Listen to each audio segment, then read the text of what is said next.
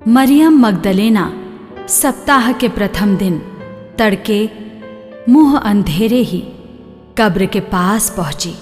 उसने देखा कि कब्र पर से पत्थर हटा दिया गया है।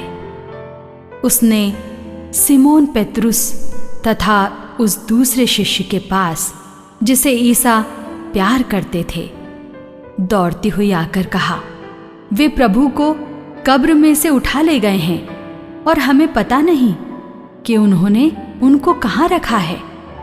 मरियम कब्र के पास बाहर रोती रही। उसने रोते रोते झुककर कब्र के भीतर दृष्टि डाली और जहां ईसा का शव रखा हुआ था वहां उजले वस्त्र पहने 2 स्वर्गदूतों को बैठा हुआ देखा, एक को सिरहाने और दूसरे को पैताने।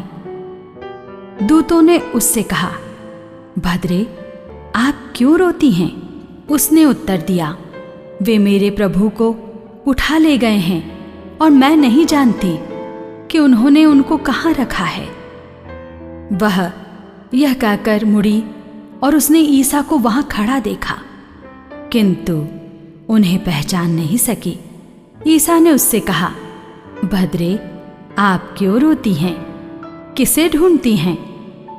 मरियम ने उन्हें माली समझकर कहा, महोदय, यदि आप उन्हें उठा ले गए तो मुझे बता दीजिए कि आपने उन्हें कहाँ रखा है और मैं उन्हें ले जाऊंगी। इस पर ईसा ने उससे कहा, मरियम। उसने मुड़कर इब्रानी में उनसे कहा, रब्बोनी, अर्थात गुरुवर।